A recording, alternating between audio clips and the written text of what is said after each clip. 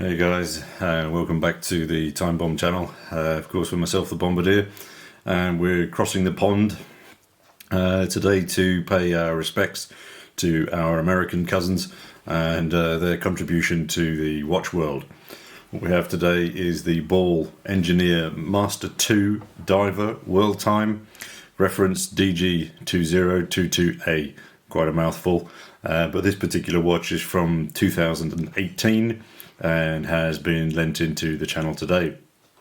The historical DNA that is behind Ball watches have always sort of kept them on my radar. I'm certainly no train spotter, but that doesn't prevent me from recognising the contribution that W.C. Ball made to accurate timepieces and also then the railways in the States.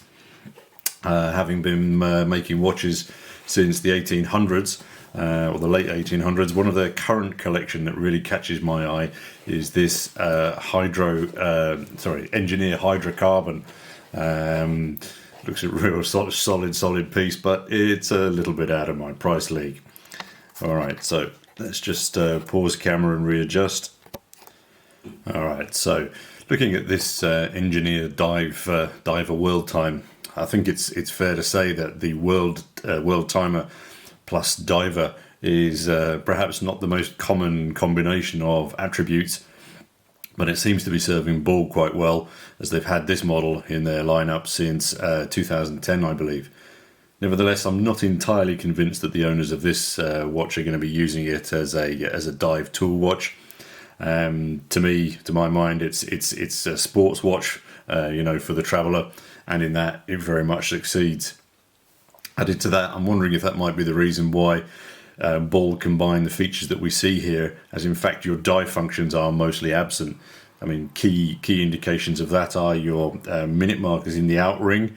They kind of get a little bit lost with all the detail that's going on, and then the ones right around the smallest central ring are so small that it's difficult to see them at any distance, and added to that, they're in a very this version in a very pale shiny silver that really doesn't help at all with legibility. So I'm thinking for today I'm going to ignore the dive moniker that this watch carries and just focus on other aspects. The specs on this watch are significant. So we've got 45 mils across, you've got 15 mils in depth, and then top to bottom, lug to lug, you're looking at 52 mils, so giving you quite a substantial footprint. We've got sapphire crystal, of course, up top, and it's then 300 meter water resistance. Just going to pop it on wrist for you so you can see what it looks like. Wearing the Pingo today, classic Sunday watch. So yeah, my wrist is 7 1/4, and I think the watch sits really well.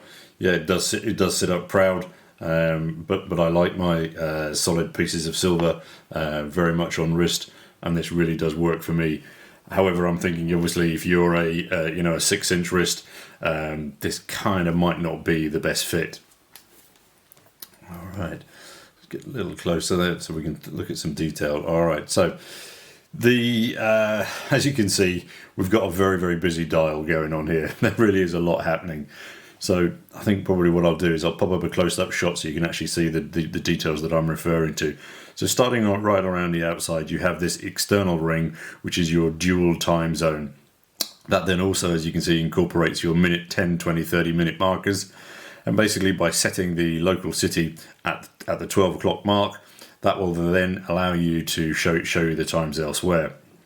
So the crown at the top here again is screw down, and I have to say one thing that I noticed, that the action on both of these crowns is absolutely excellent. So as you unscrew it, there's a little bit of a pop in it, and it just moves a little bit. So we then rotate this to set your city times. Now, the other thing that I like about this is that it actually does have like there's a yeah, if you can pick that up on camera, but there's a really affirmative sound as it moves around here. So again, so say for example, struggling to see. So say we're in the States. So I'm in Los Angeles. So I set that up at my timers up there. It gives me then my relative times around the world, so that I can then see, for example, what the time is, back home or wherever else I'm heading to. Far easier to use, a much simpler system than on my old Garmin Tactics. And unlike some other watches that feature this sort of additional crown, which operate those external rings, like Seiko and Citizen, when you operate that, the Seikos and the Citizens, on that outer ring, it kind of really wobbles a little bit and distorts as it moves around.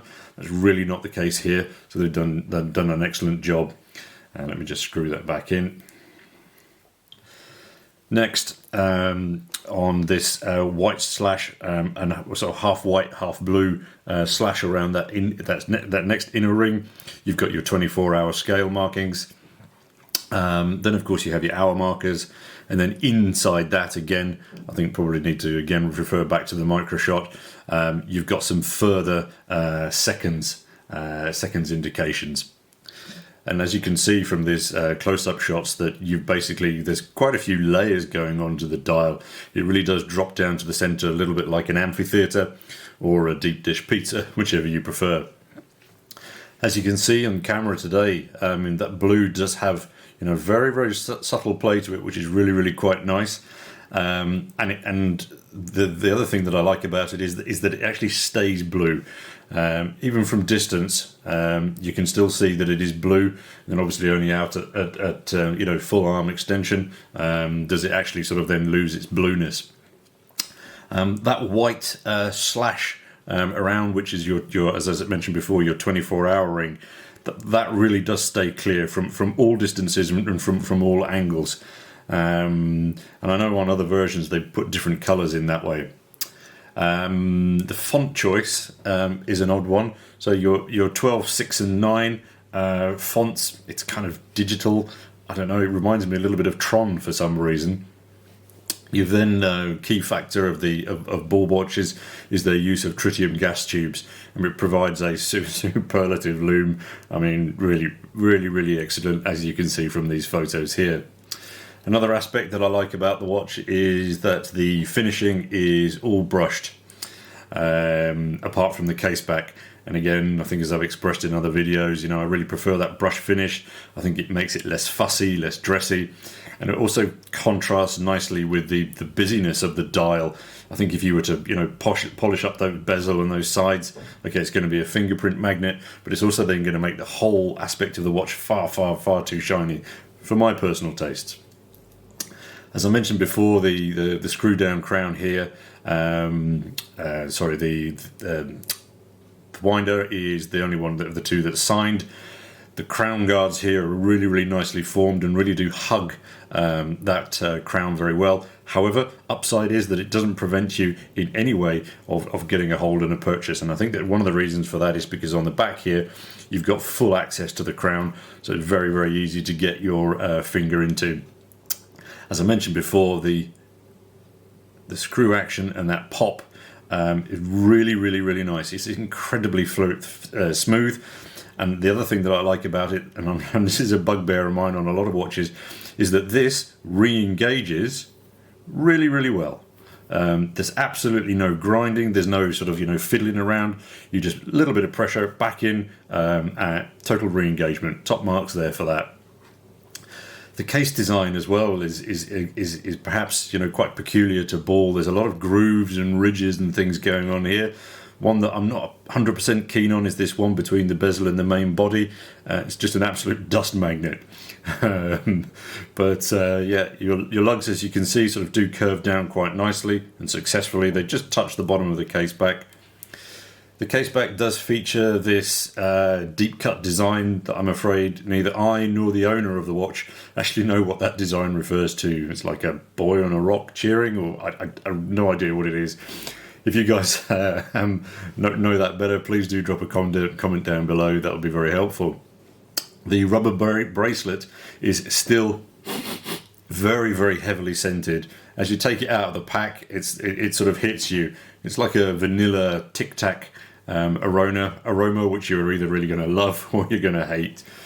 The rubber is very, very soft and uber comfortable.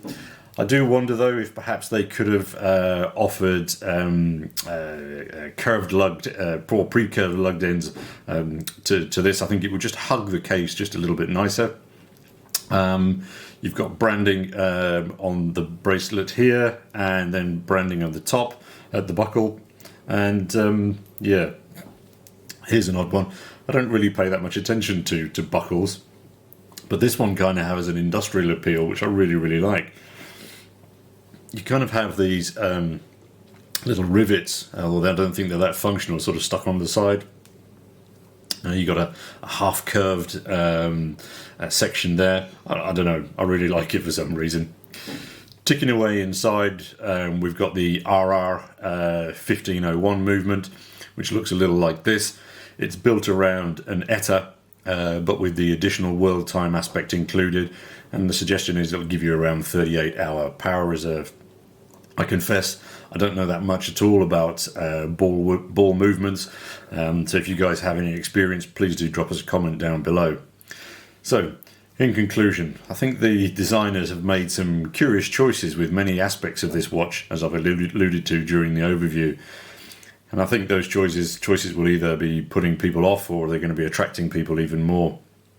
On the current iteration of this Worldtime, you can see that they've made further changes. They've removed the second crown at the top, and they've replaced it then with a unidirectional bezel. So again, the watch is continually evolving, which is nice to see.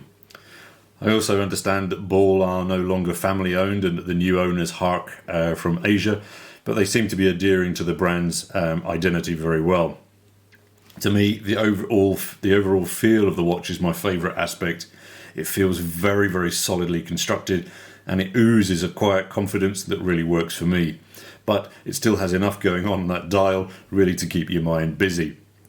Thanks again to Big Luke for lending this watch into the channel. I really enjoyed getting to see this model up close, and hope you guys have also. Look forward to hearing your thoughts and experiences with Ball watches, and of course until next time, this is the Bombardier signing off. Cheers guys.